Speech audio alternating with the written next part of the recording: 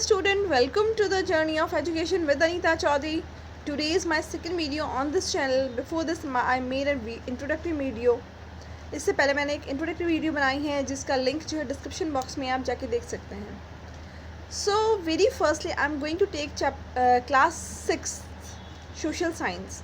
सबसे पहले मैं क्लास 6 की सोशल साइंस जो इस चैनल पर पढ़ाने वाली हूँ. तो before starting I would like to tell you one thing that social science is a new subject for 6th class students. Why? Because in previous 5th class they studied about EVS. So this is new subject for the 6th class students. So what is social study? Social study actually क्या है? It consists 3 parts. इसमें 3 चीज़ें होती हैं. इसमें हम 3 parts में हम सोशल स्टडी को पढ़ेंगे. History, polity and geography. So very firstly what we are going to take here geography. सबसे पहले हम यहाँ क्या geography लेंगे. And in geography what we are going to take chapter first, which is the earth in the solar system. As you all know that where we are living, हम कहाँ रह रहे हैं. आप सब लोग जानते हैं कि हम सब लोग कहाँ अर्थ पे रह रहे हैं. But here I am going to tell you what is the position of earth in the solar system. solar system में अर्थ की क्या position है. Okay, so before starting the chapter, one more thing which I would like to tell you, geography. As we are going to start geography, so what is geography? आपके mind में question ज़रूर आया होगा कि geography actually हो क्या है, क्या चीज़ होती है, मतलब geography क्या है. तो geography it is a Latin word. geo, it's a Latin word which mean earth. geo क्या है, एक Latin word है जिसका मतलब है earth. and graphy it means writing. graphy का मतलब है writing. तो geography it means writing about the earth. तो क्या हम यहाँ क्या पढ़ने वाले हैं, ज्योग्राफी में हम क्या पढ़ने वाले हैं, अर्थ के बारे में. यहाँ पे क्या लिखा है, यहाँ पे सब कुछ जो है अर्थ के बारे में लिखा हुआ है कि अर्थ की क्या पोजीशन है, क्या उसका इंटीरियर पार्ट है, एक्सटीरियर पार्ट है, and so many things. So let's start our chapter. So our chapter is the earth in the solar system. So what is this on the screen? आपको screen पे दिख रहा होगा, ये आपका solar system है और यहाँ पे अर्थ कहाँ है, अर्थ की क्या पोजीशन है. This we are going to study in this chapter. इसमें हम यही सारी चीज़ें पढ़ेंगे. तो चैप्टर स्टार्ट करने से पहले मैं आपको एक चीज़ और बताऊँगी कि जैसे कि आप शाम होने लगती है, सूर्य अस्त होने लगता है.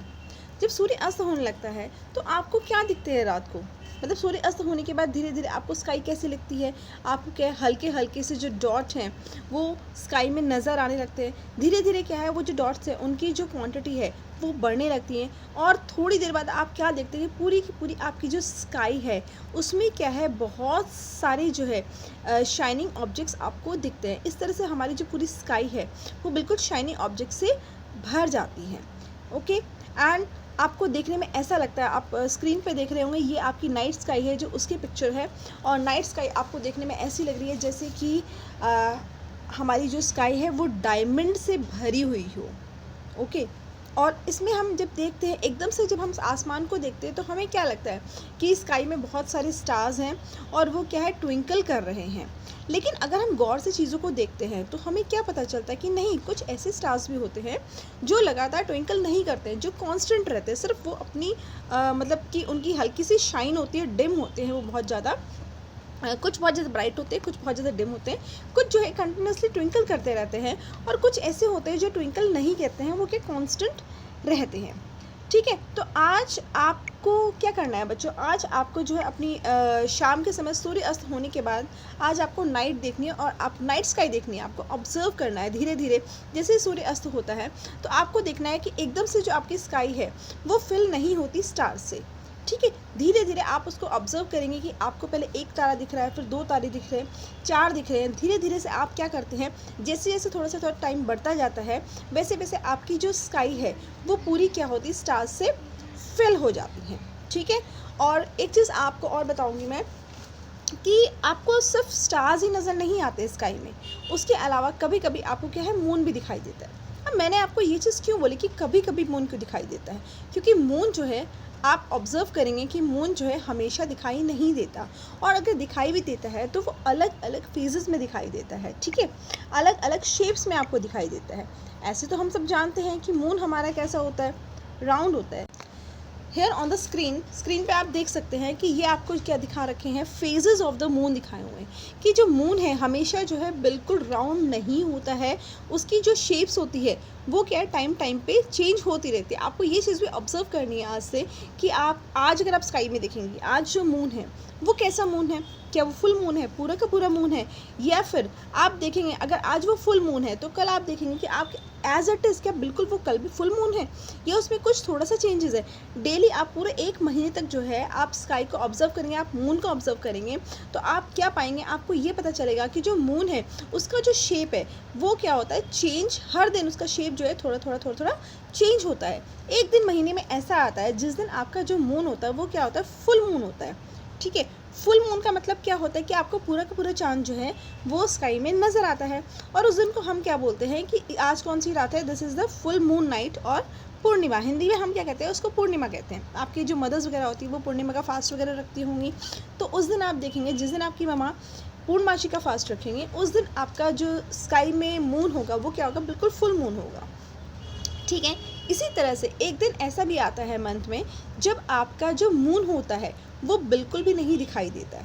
ठीक है, तो उस दिन आपकी जो स्काई होती है वो टोटली नाइट, बिल्कुल एक क्लियर नाइट स्काई होती है और उसको क्या कहा जाता है, उसको न्यू मून नाइट कहा जाता है और अमावस्या भी उसे हम हिंदी में कहते हैं। तो आई होप आपको ये चीज़ें क्लियर हो गई होंगी कि जो मून है उसका जो शेप है उसकी कितनी फेजेस होती हैं और किस तरह से जो मून है हर रोज़ उसमें कुछ ना कुछ उसके शेप में चेंजेस आते रहते हैं।